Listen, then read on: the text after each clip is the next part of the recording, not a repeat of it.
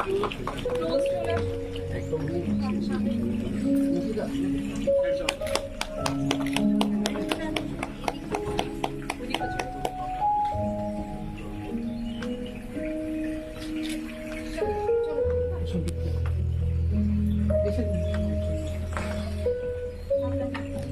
এসো তোমরা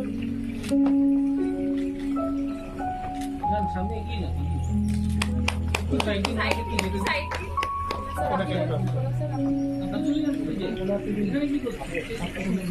ম্যাডাম চলে যাচ্ছে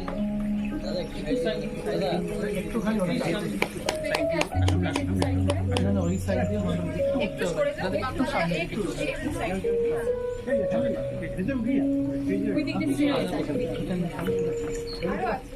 ওনাকে যেতে দিন দাদা একটু উঠতে হবে আরো আছে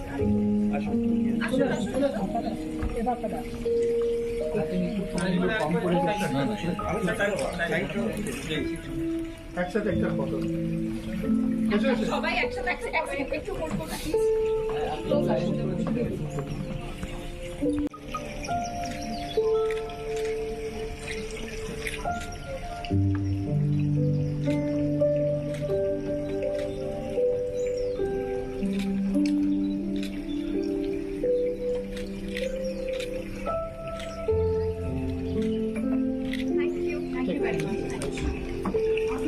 তারপর আমরা এবং আমরা শিবুদার থেকে শুনবো এবং শিবুদার ব্যাপারে আমি শিবুদার ক্যান্সার নিয়ে চিন্তা ভাবনা নিয়েও আমরা একটু কথা বলবো।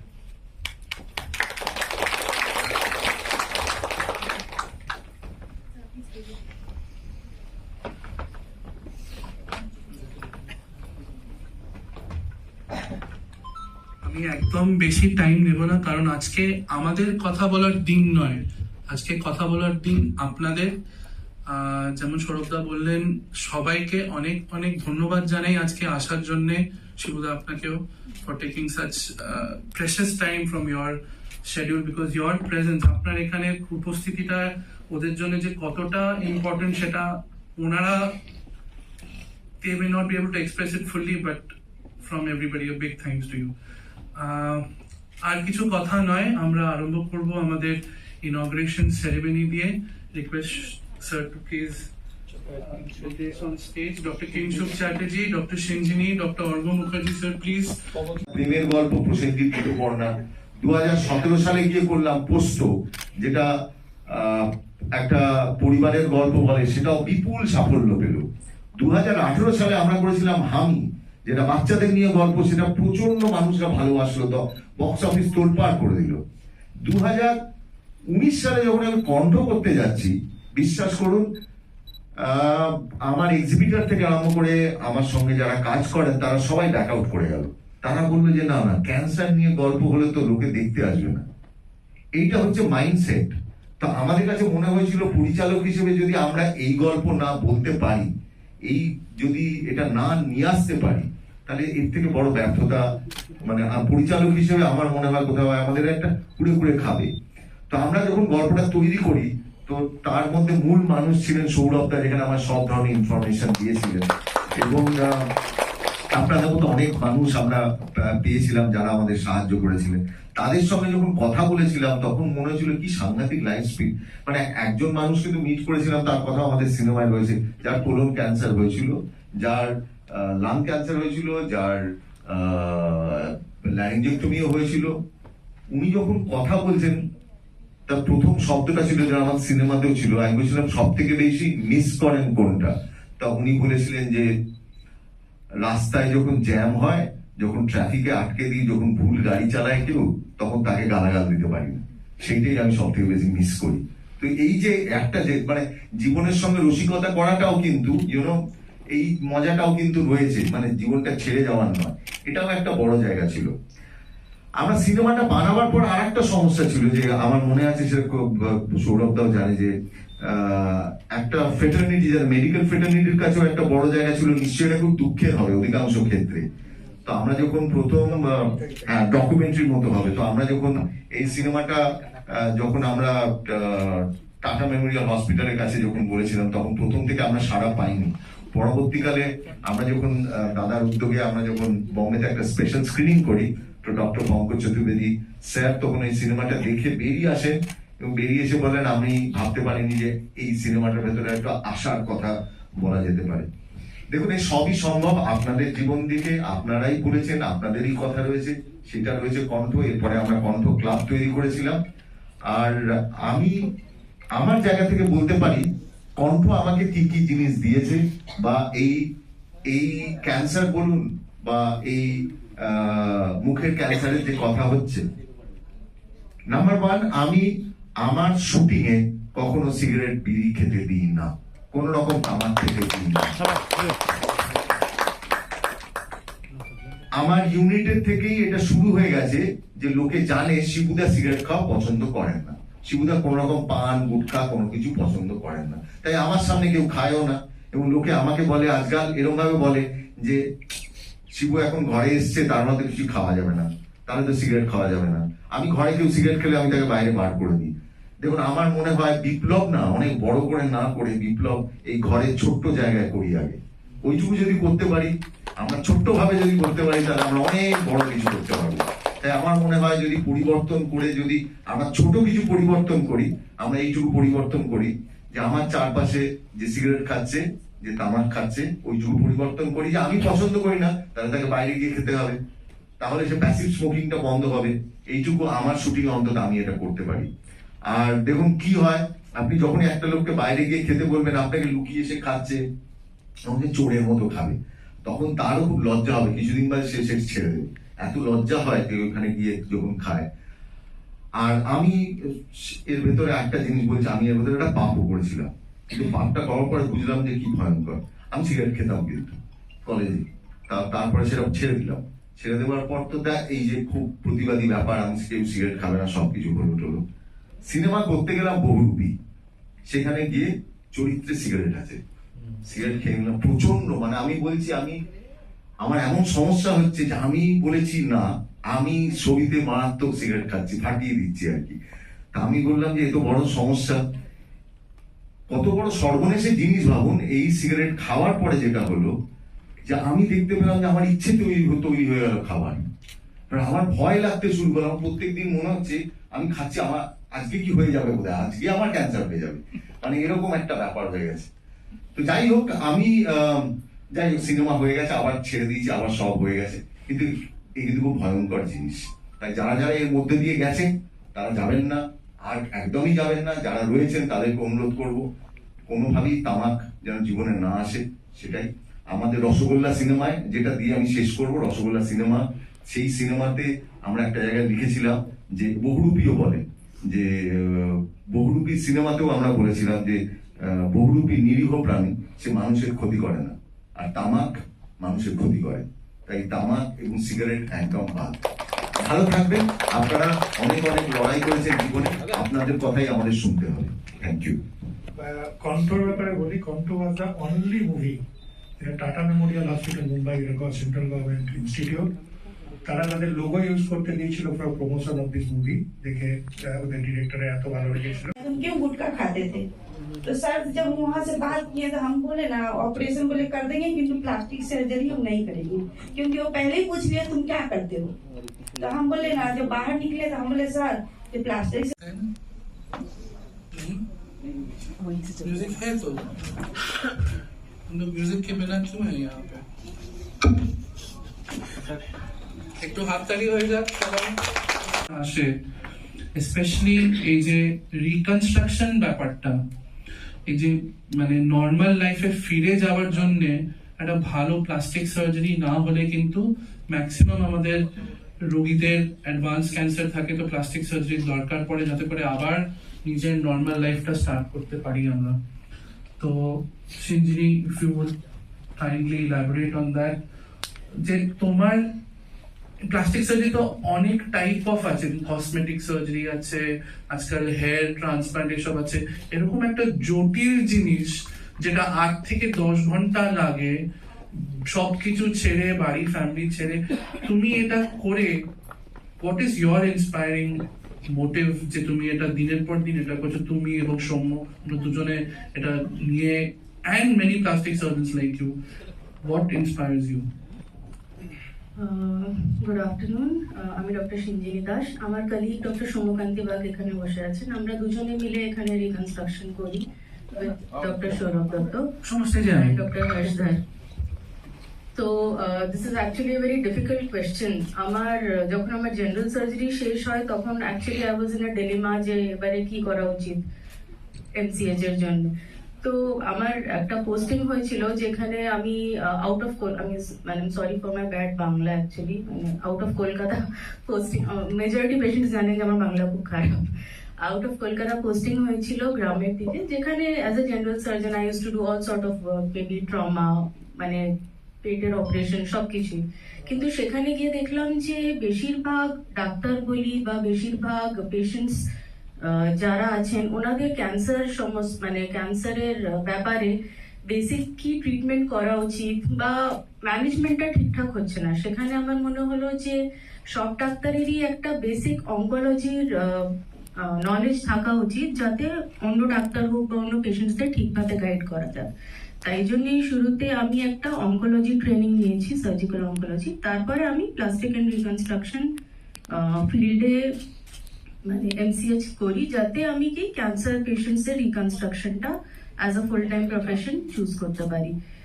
তো রিকনস্ট্রাকশন মেনলি করে এখন যেটা হচ্ছে যে মেনলি যত পেশেন্টস আমরা দেখি তাদের সবার কনসার্ন এটা থাকে যে এত বড় টিউমার যখন বাদ হয়ে যাবে, বা আমার জিভের এতটা অংশ যখন বাদ হয়ে যাবে, বা চোয়াল যখন বাদ হয়ে যাবে, তখন কি আমরা স্বাভাবিক খাওয়া দাওয়া করতে পারবো, আমরা কি নিঃশ্বাস প্রশ্বাস আগের মতন ফেলতে পারবো, আমাদের কথাবার্তা কতটা ক্লিয়ার হবে, এইগুলো ওনাদের সব কোয়েশ্চেন্স থাকে।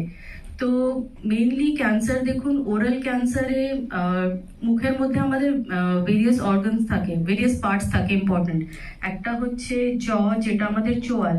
নিচের জয়ের ফাংশন থাকে শুধু খাওয়া দাওয়াই না, আমাদের রেসপিরেটরি ট্র্যাক্ট মানে নিঃশ্বাস প্রশ্বাসকে যেটা সাপোর্ট দেয়, 1 নম্বর আমাদের টাংকে সাপোর্ট দেয়, আর আমাদের একটা মুখে ডেফিনিশন ফর্ম করে।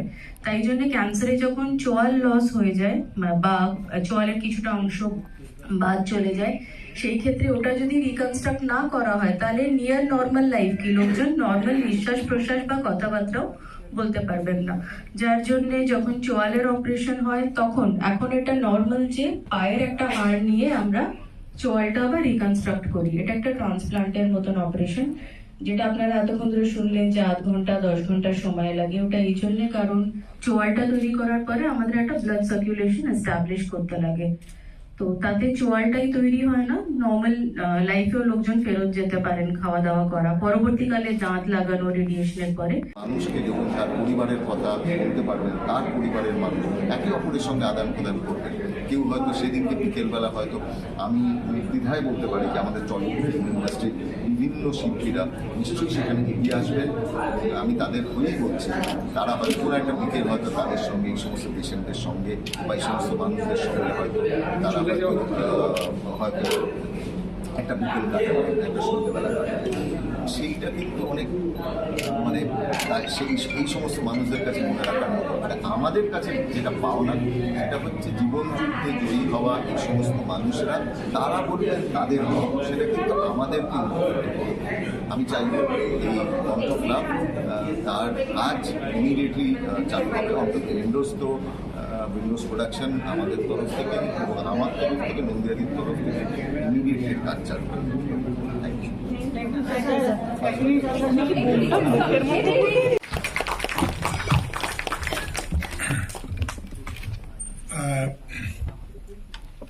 নমস্কার। আজকে প্রথমেই আমার যেসব বন্ধুরা যারা ক্যান্সার জয় করে একদম নতুন জীবনের পথে রয়েছেন তাদেরকে আমাদের কৃতজ্ঞতা জানাই যে সব কাজ ফেলে এখানে আসার জন্য। আজকে এই পুরো প্রোগ্রামটাই আপনাদের জন্য। আমি কৃতজ্ঞতা জানাবো না, কারণ আমার ইজ মাই ফ্যামিলি মেম্বার শিবুদা, এবং শিবুদার সাথে আমার আলাপ সেটা আমি বলবো, সেটাও কিন্তু এই ক্যান্সারের ব্যাপারে পুরোটাই আমাদের দুজনের প্রথম ইন্টারাকশন থেকে শুরু করে মানে যেটা শুরু এখন, দ্যাট ইজ স্টল, কিন্তু সেটাও ক্যান্সারের জন্যই। আমাদের প্রেসের যারা রয়েছেন বন্ধুরা, অনেকেই আমাদের অত্যন্ত ক্লোজ, তাদের প্রত্যেককে আমার কৃতজ্ঞতা এখানে আসার জন্য। আজকে আমাদের যে প্রোগ্রামটা, সেই প্রোগ্রাম আমরা কেন করছি তার কারণ ভারতবর্ষে আজকে আমরা মেনলি করছি, অনেক ক্যান্সার সার্ভে আছেন, বাট মেনলি আমরা ডেকেছি যারা মুখের ক্যান্সারের আক্রান্ত তাদেরকে। তার কারণ ভারতবর্ষে ছেলেদের মধ্যে মুখের ক্যান্সার 1 নম্বরে, মানে সমস্ত ক্যান্সারের মধ্যে ভারতবর্ষে ছেলেদের মধ্যে মুখের ক্যান্সার সবচেয়ে বেশি হয়, আর মেয়েদের মধ্যে এটা 3 নম্বর। যদি আপনারা দেখেন যে প্রথম বিশ্বের ইউরোপ আমেরিকায় মুখের ক্যান্সার এতটা কমন নয় যতটা আমাদের দেশে। তার কারণটা কি? কারণ অ্যাডিকশন। থাকা যায়, মানে জীবন তো একটা চ্যালেঞ্জ, এবং জীবন একটা জার্নি, একটা ট্রেন জার্নির মতো। একটা সময় একটা প্রিফিক্সড টাইম আছে এবং সেটা একটা গন্তব্য আছে। একটা সময় আমরা ট্রেনে চড়ি এবং তারপর একটা সময় আমরা নেমে যাই, এরকমই সিস্টেমটা। তো সেই জীবনটা তো সবাই এখানে যারা আছেন সবাই জেনে গেছেন যে জীবন তো সব সময় যে একদম স্মুথ সুন্দর চলবে তা নয়, কিন্তু জীবনকে ভালো চালাতে হলে নিজেকে প্রথম কথা নিজের কেয়ার নিতে হবে এবং আশেপাশের সবার কেয়ার নিতে হবে। তো নিজের কেয়ারের দুটোই পার্ট থাকে, একটা হচ্ছে ফিজিক্যাল আর একটা হচ্ছে মেন্টাল। আমরা বেশিরভাগ সময় ফিজিক্যালিটির কথা ভাবি, যে শরীরের কোনো অংশ তার রোগ হচ্ছে বা ব্যথা হচ্ছে, বা শরীরের কোনো অংশ যদি সেগুলো খারাপ থাকলে কি হয়, সেই সঙ্গে কিন্তু ইকুয়ালি ইম্পর্টেন্ট যেটা মনটাকেও ঠিক রাখতে হয়। এবং এই ঠিক থাকাটা কিন্তু স্বাভাবিকভাবে হয় না। যে কোনো জিনিসকে যেমন প্রতিবন্ধকতা থাকে বা লড়াই করতে গেলে সেই লড়াইয়ের টেকনিকটা যেমন জানা জরুরি, তবেই সেই লড়াইটা জেতা যায়। ঠিক সেইভাবে জীবনের ভালো থাকতে গেলে এই ভালো থাকার অংশ হিসেবে শারীরিক এবং মানসিক ভাবে চাঙ্গা থাকতে গেলে শিখতে হয় টেকনিক। সেগুলো যদি আমরা সঠিকভাবে শিখতে পারি এবং অ্যাপ্লাই করতে পারি, তাহলে কিন্তু আমরা নিজেকে ভালো রাখবো, বাকিদেরও ভালো রাখবো। তো সেই টেকনিকগুলো শেখার জন্য, যেমন শারীরিকভাবে স্ট্রং এবং ভালো থাকার জন্য কিছু এক্সারসাইজ যেগুলো করা দরকার। বাঙালি জীবনের এই একটাই প্রবলেম যে ছোটবেলা থেকে আমাদের এক্সারসাইজ করতে সেভাবে শেখানো হয়নি। কোনো স্কুলের কারিকুলামেই সেইভাবে এক্সারসাইজকে গুরুত্ব দেওয়া হয় না। বিদেশে, অন্যান্য দেশে, বিশেষ করে জাপান, কোরিয়া, চায়না, তাদেরও জীবনে একটা ধাক্কা এলো যে আমার জীবনটা যেরকম ভাবে চলছিল যেরকম আটকে গেল। প্রচন্ড ডিপ্রেশন, হতাশা, এবং মনে হলো কেন এটা আমার সঙ্গে এভাবে হলো, এভাবে সবারই হয় মনে হয়। তারপর যখন আমি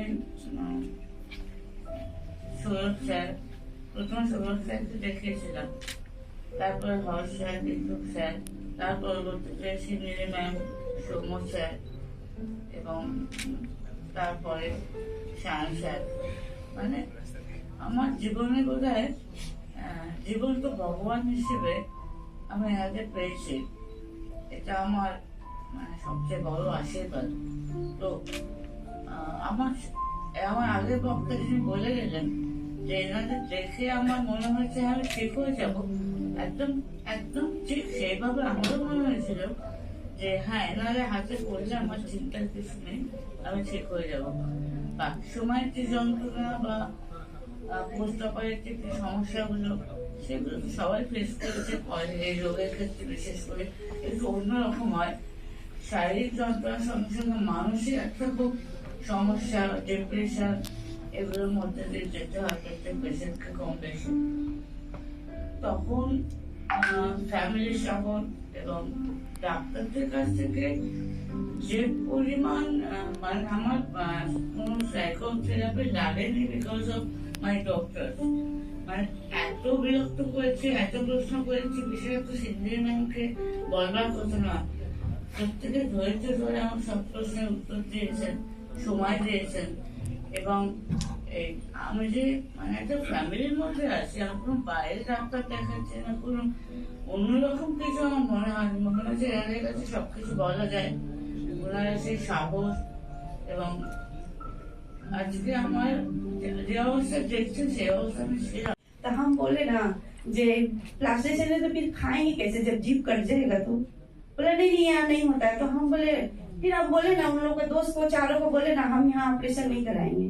बोला कि हम बोले ना डॉक्टर नहीं ठीक है। बोला एशिया का आप नंबर 1 डॉक्टर को आप ऐसे बोल रहे हैं। हम बोले हाँ हम डॉक्टर से बोले वो पेशेंट को ऐसा क्रिएट कर रहे थे मानो मैंने क्या बोले पैसा का लोभ जैसे बोलता है ना उसी तरह। हम बोले यहाँ ऑपरेशन कर, वो लोग सब दोस्त लोग ना हम पे गुस्सा हो गए कि तुम एशिया के नंबर डॉक्टर। हम बोले नहीं यहाँ नहीं करवाएंगे हम। तो बोला चलिए टाटा में ही दिखाइए। तो बोले ठीक है, किंतु वहाँ पर जब इनका बारी है दिखाने का প্রথমত যখন আমার মা প্রথম থেকেই খুব অ্যাক্টিভ একজন ছিলেন অ্যান্ড যখন মা ডায়াগনোসড হয় তো ফার্স্ট অফ অল আমাদের ফ্যামিলিতে কেউ এটা অ্যাকসেপ্ট করতে পারেনি, আর অনেক টাইম লাগে অ্যাকসেপ্ট করতে। তারপর অপারেশন, রেডিয়েশন, এই ডেজগুলো তো গেছে, আর খুবই ডার্ক ডেজ গেছে সেগুলো। আর আমার মায়ের অ্যাকচুয়ালি প্রাইমারি কেয়ার গিভার আমার মাসি, তিনি আজকে এখানে আসতে পারেননি। So I have done not even half as what she has done, but other than just being supporting them. কিন্তু আজকে যখন আমি মাকে দেখি যে মা রোজ সকালে রেডি হয়ে টিফিন রেডি করে অফিস বেরোচ্ছে, আসছে, অ্যান্ড আমরা বেরোচ্ছি পরে কিছু কাজ থাকলে, এত ভালো লাগে আর এত ওটাকে চেরিশ করতে ইচ্ছা করে যে ওই দিনগুলো এক টাইমে মনে হতো যে এই দিনগুলো আসবে কিনা। অ্যান্ড কারোরই আমি জানি না আপনাদের কারোর মা বাবাদের এই মানে এরকম হয়েছে কিনা, কিন্তু মানে নিজের মা বাবা কিরকম করে দেখতে তো মানে খুবই কি বলবো হার্ট ব্রেকিং একটা ব্যাপার লাগে।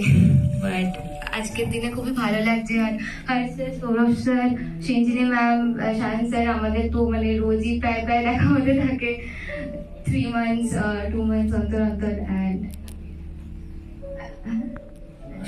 and never made her feel like কি মানে সবসময় এটাই মনে করেছেন যে ঠিক হয়ে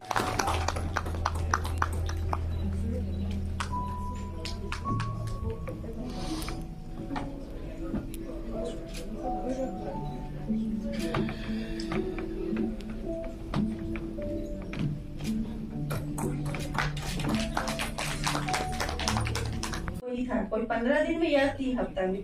जब मेरा डेट आया तो हम बोले क्या इतना ये सब से जब काटेगा तो ये सब भी बॉडी तो पार्ट खराब हो जाएगा। फिर हम लोग बोले नहीं जब बाहर में दिखाएंगे तो वहाँ पर टाटा मेमोरियल में कोई थे डॉक्टर, तो आप बोले ना आप यदि बाहर में दिखाना चाहते हैं ना तो चलिए सौरभ दत्ता के पास, वो कैलकाटा में ही है। तो हम बोले कि वहीं पर बात करके सौरभ दत्ता सर से हम डायरेक्ट यहाँ पे चला। सर से जब पहला बार बात किए थे ना उसी टाइम लगा, जब मिले थे तभी लगा ना मेरा पति ठीक हो गए, क्योंकि सर ना पहले ही इनको ना बोला दोस्त तुम ठीक हो जाओगे। वही बात आज तक हमको याद है। अब मेरे पापा जी को बोले थे ना आप चिंता मत कीजिए आपका बेटा को, मैंने अपना रिश्तेदार समझते हैं। और सब डॉक्टर से बहुत डॉक्टर से मिलेंगे, सौरभ दत्ता सर जैसे डॉक्टर नहीं मिले आज तक। मैंने वो हम लोग फैमिली मेंबर जैसा लगते हैं, मैंने इनको हमेशा दोस्त की तरह ही बोलते हैं, यही बात हमको बहुत अच्छा लगता है। Thank you so much. आपके ये जो शब्द है यही हम लोग को प्रेरणा देते हैं कि और भी हम लोग अच्छा करते रहे और लोगों को भी हम लोग सर का ना जो बिहेव है ना वो बहुत अपनापन लगता है। यही बात ये सर आधा रोग मिलने से ही खत्म हो जाता है। कोई भी रोगी आदमी आता है डॉक्टर के पास किस लिए आता है अपना ये, किंतु उनके पास जाते ही ना रोग आधा खत्म हो जाता है। Thank you. Request doctor Kingshuk Chatterjee थोड़ा सा স্টেজ पे কিন্তু ভালো জায়গায় আসলে কি হবে, ভালো ট্রিটমেন্টটা পাবে। আর আমি এটা গ্যারান্টি দিয়ে বলতে পারি আমি এখান থেকে 100% ভালো ট্রিটমেন্ট পেয়েছি। আপনারা যদি কোনো রকম মুখের কোনো ঘা, লাম, থাইরয়েডে ফোলা বা যে কোনো কিছু হয়, এখানে এসে একবার দেখিয়ে নিন, আপনারা বেঁচে যাবেন। আপনারা ডেফিনেটলি আনসার পাবেন। I have got a new life. Thank you I am really grateful to you. Harsha, please come over here. I think you should felicitate him.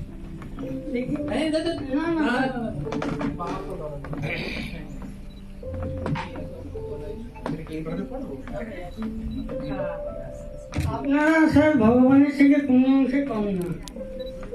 আপনারা যদি ভগবান পৃথিবীতে থেকে থাকে, তার বিগেস্ট এক্সাম্পল হচ্ছে আমরা, the messenger of true messenger of God. This much I can tell you. Thank you so much. God bless all.